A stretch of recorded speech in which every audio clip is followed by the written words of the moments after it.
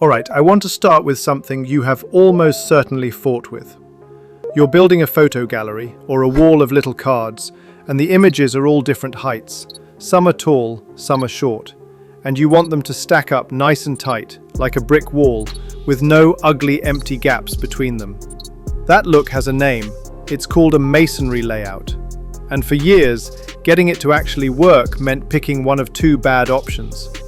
Either you reached for a heavy JavaScript library, something like Isotope or Macy, or you glued together a pile of fragile CSS hacks and just hoped they held. So today, we're done with both. Stop wrestling with bloated libraries and fragile hacks just to build a simple staggered grid. For years, we compromised the structure of our page and the performance of our page, all for this one layout. But that era is officially over. Because today, we're going to build that exact same layout, with no library, no hack, and honestly, almost no code at all. Just one new line of native CSS. So let's understand how we got stuck here in the first place, and then how this new thing actually works, starting from the ground up. So first, let's be crystal clear about what we're even trying to build, and why it was ever hard. Picture a normal CSS grid. When you make a grid, the browser builds a strict table. Neat rows, neat columns, like a spreadsheet. And every item has to line up on those row lines. Now that is perfect when your items are all the same size. But the second your cards are different heights, you've got a problem. Because the whole row has to wait for the tallest card in it. So a short card sitting next to a tall one leaves this big, awkward blank space underneath it until the next row starts.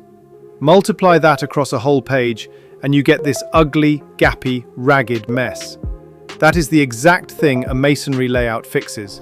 It ignores those rigid rows and instead lets each card slide straight up to fill the gap above it. Tight, staggered, no wasted space. Simple to describe, it turned out to be surprisingly hard to actually do. So how did we do it before today? Let's look at the two old ways, because understanding why they hurt is the whole reason the new way is such a big deal. The first old trick was a pure CSS one, using a property called column count. And at first glance, it looks like it works. It chops your content into columns and the heights stagger. But it has one fatal flaw. Column count fills the first column all the way to the bottom, then starts the second column, then the third. So your items flow top to bottom, then jump back up to the top of the next column. That means the visual order does not match the order of your actual content. Item number 2 might end up at the bottom of the screen, while item number 4 sits up at the top. For a screen reader, or for someone tabbing through with a keyboard, that is genuinely broken. So that hack was always a compromise. The second old way was to bring in a JavaScript library. And this is the one I really want you to understand, because the cost is hidden. A library like Isotope does this. It waits for the page to load, then it measures the exact height of every single card, and then it manually positions each one, giving every card a hard pixel coordinate, like top 200 pixels, left 300 pixels. And it has to redo that entire calculation every time the window resizes. Now, why is that expensive? Here's the key idea. The browser has one main thread. Think of it as one single worker who has to do everything. Run your JavaScript, calculate the layout, and paint pixels to the screen, all in the same line. When your masonry library jumps in and measures and repositions hundreds of cards on that one thread, that worker gets swamped. The page stutters. And worse, because the library only fixes the positions after the page is already drawn once, your content visibly jumps around as it loads. So that's the mess we've lived in. Ugly gaps, or broken order, or a performance tax you pay on the main thread. For years, there was no clean answer. Okay, so now, at last, the fix. And I promise it is almost anticlimactic, in the best possible way. The browser folks finally built Masonry directly into CSS. The engine does it for you now, natively, no library required. Quick honest note, because this is brand new and the names are still settling, you'll also hear this feature called grid lanes, and that name is actually a really good hint about how it works, so hold that thought. Let's see the one line that does it. Take our gallery. You already have a normal grid. You've said display grid and you've set up your columns. Let's say 3 of them. Now here is the entire trick. You add one line. You set grid template rows to the value masonry. That's it. The moment you do that, every card slides up and fills the gap above it, and your whole layout snaps into that perfect, tight, staggered wall. One property. No library, no measuring, no pixel math. The browser just does it. But I don't want you to just copy a magic line. I want you to actually understand what the browser is doing under the hood, because it's beautifully simple. Remember that new name, grid lanes. Here's the idea. Normally, a grid forces both columns and rows. When you say grid template rows masonry, you're telling the browser, stop forcing rows on me.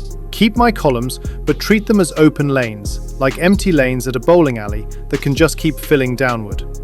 Then the browser walks through your cards one at a time in order. And for each card, it asks one tiny question. Which lane is currently the shortest? And it drops the card right there into whichever column is currently the least full. That is the entire algorithm. Picture a bricklayer who always places the next brick wherever the wall is lowest. Do that card after card and the wall stays even, and every gap gets filled. Compare that to the old column count hack, which poured items all the way down one column before even looking at the next. Masonry instead moves across the front of all the columns together, always feeding the shortest one. That one difference is why the order stays sane and the gaps disappear at the same time.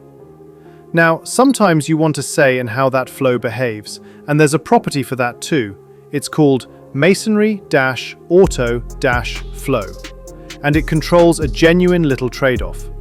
By default, the browser packs items for the tightest possible fit, always dropping the next card into the shortest lane. That gives you the most beautiful, gap-free wall.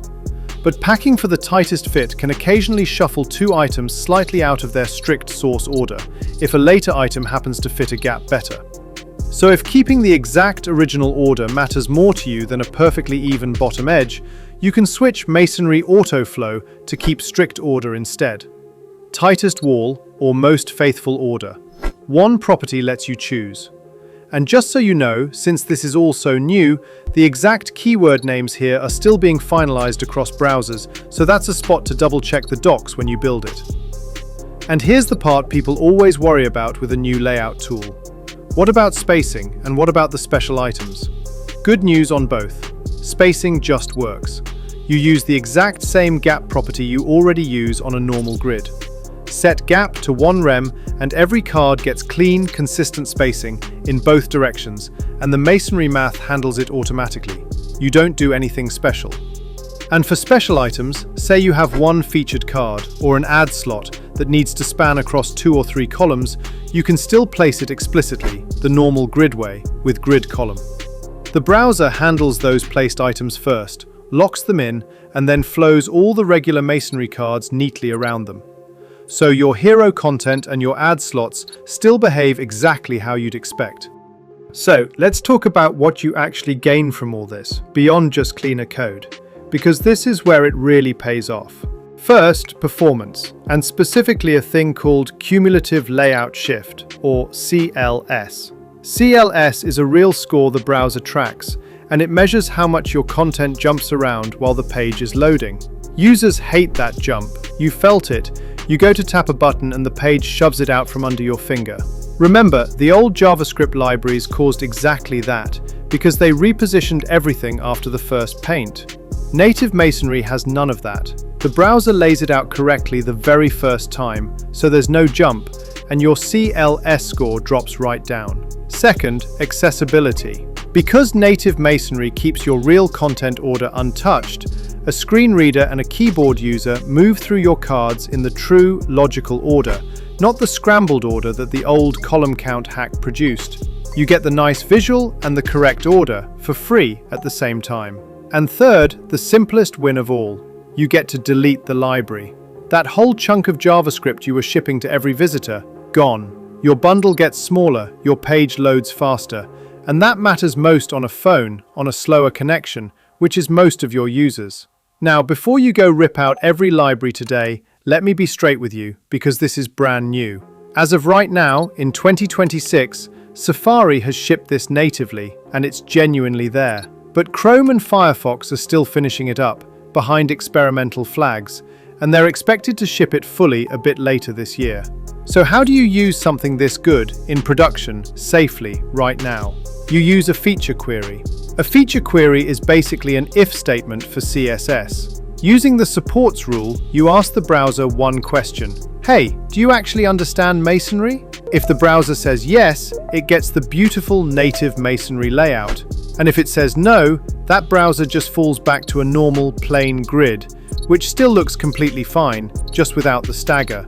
Nobody gets a broken page. So you can ship this today, and it simply gets better on its own, automatically, as Chrome and Firefox catch up. And looking a little further ahead, this pairs up with other new grid features, like subgrid, which means soon you'll be able to build really rich, art-directed nested layouts that used to be almost impossible, all in pure CSS, all native. So let me give you the whole story back in one breath. A masonry layout is that tight, staggered, gap-free wall of different-sized cards. For years we faked it, either with a CSS hack that broke our content order, or with a JavaScript library that measured and repositioned everything on the main thread, hurting performance and making the page jump. Now the browser does it natively. You add one line, grid template rows masonry, and the engine simply drops each card into the shortest lane, all by itself.